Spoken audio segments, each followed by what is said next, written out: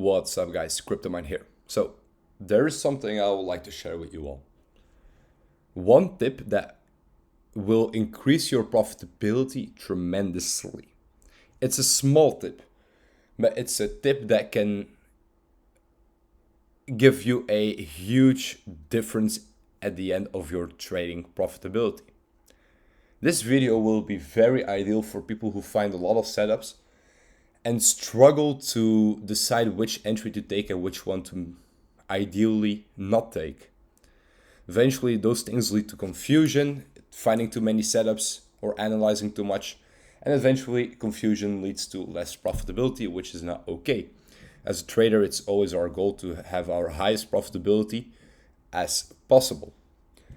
So, this video again is very useful for people with too many setups, too many trades, too many losses maybe, unnecessary losses, even better to say like that. So pay attention.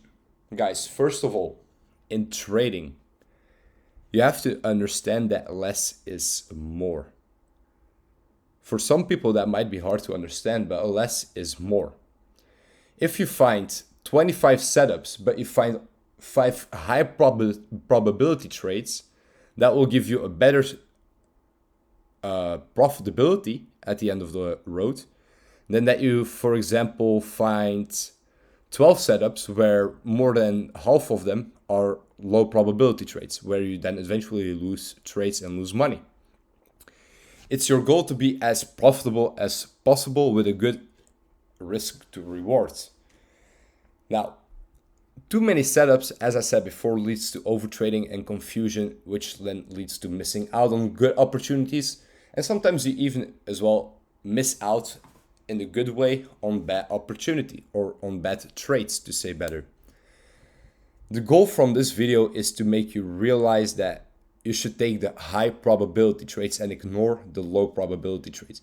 And there's a simple trick that you could use to find those high probability trades and compare them to the low probability trades to then eventually decide what your entry should be.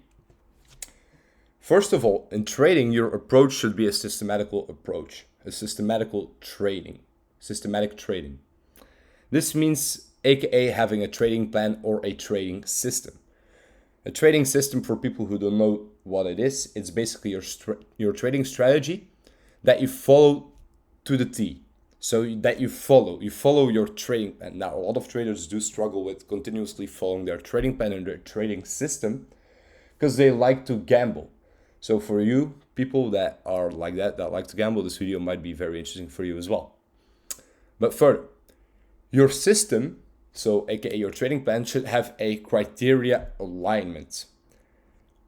Your criteria alignment combined with your system will lead to no overtrading, and as well it will lead to giving you high probability trades as everything becomes more clear in front of your face. So make sure towards, as we continue in this video, to use this approach because it's a very, very useful approach. What you should do is now this. You should make a criteria list. So a criteria list could be very different depending on your trading strategy, but we'll get into that a little bit later. A criteria list will help you. It's slightly different than a trading plan, but it comes roughly down to the same, but it's a little bit different. I'll give you some examples why as well.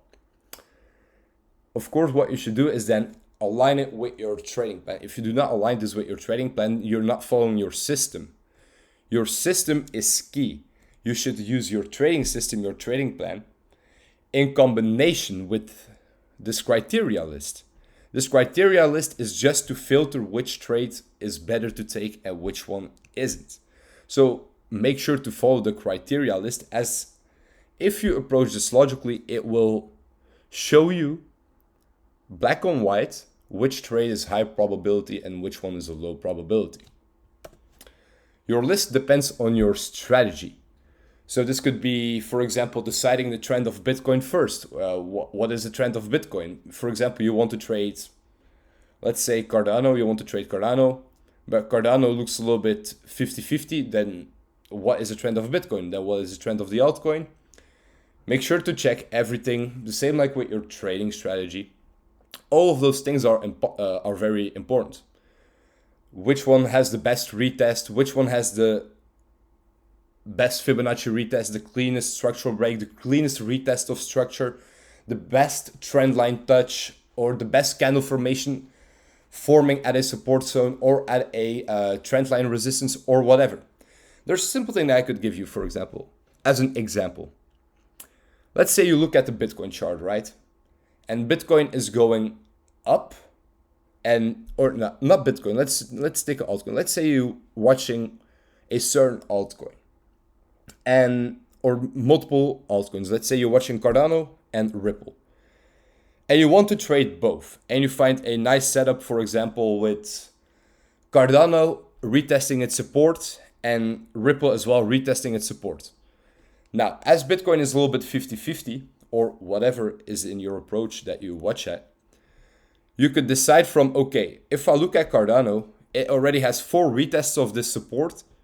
There's a higher chance that we fall through the support right now than with Ripple that is only at its first retest of the support. Ripple might find support on this first retest, see some higher momentum, which I could capitalize on, instead of risking at a 4th retest of the support to likely break through it.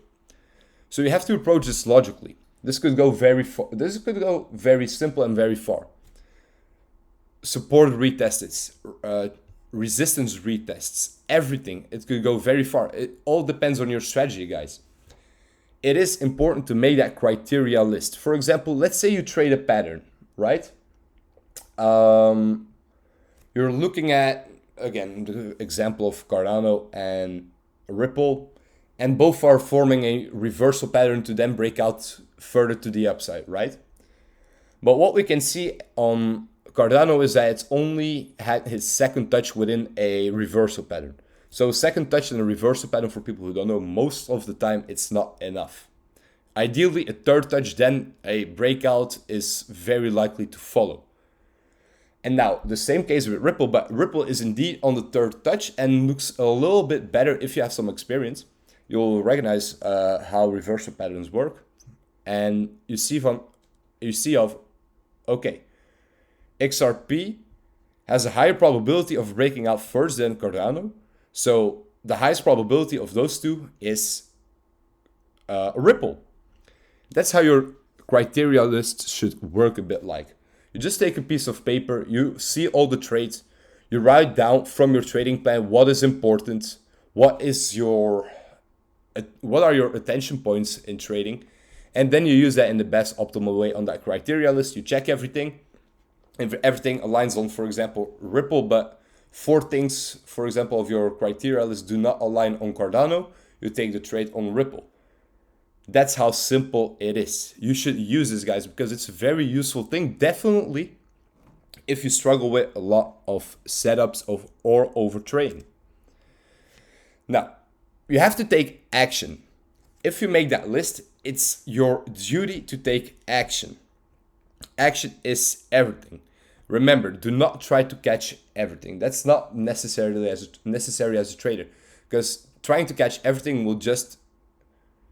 will lead to missing out on higher profits, because you might take high probability trades, then you're going to combine them with low probability trades that will likely turn into a loss, and then your profit will be so much lower.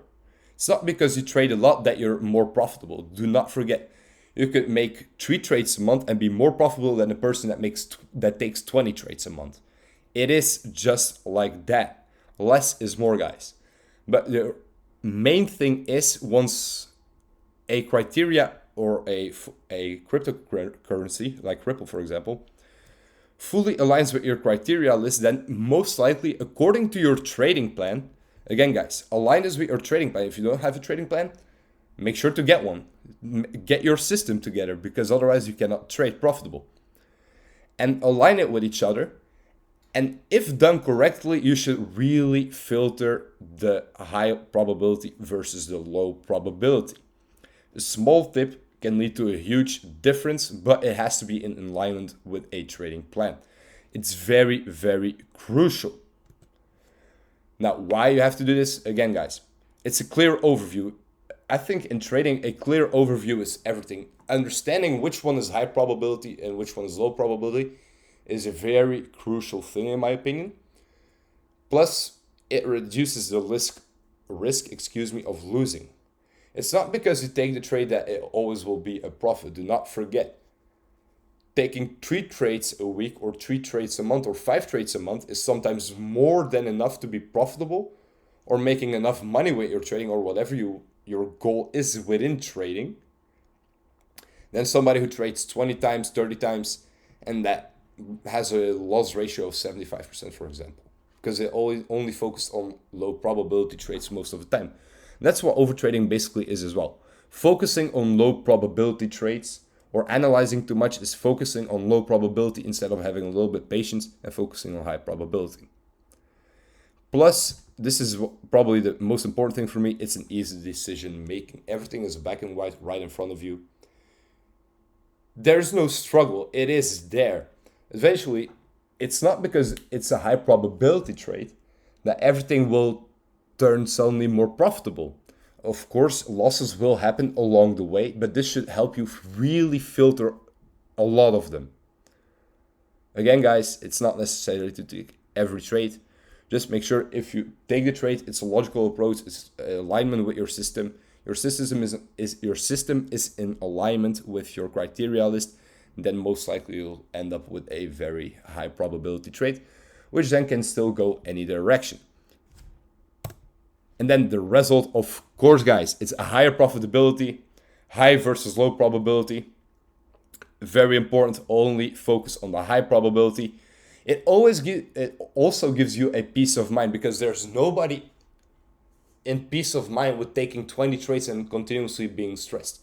There's nobody in peace of mind with continuously analyzing just to find the next setup. That doesn't make any sense and doesn't bring any peace of mind.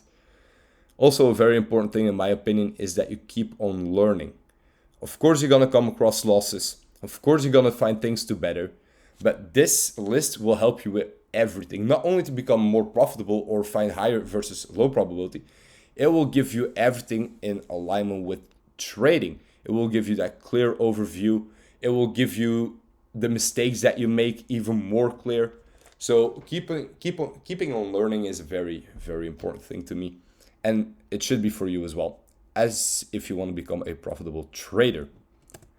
Alright guys, I think that's it for this video. I think I told everything that you should know about this little tip.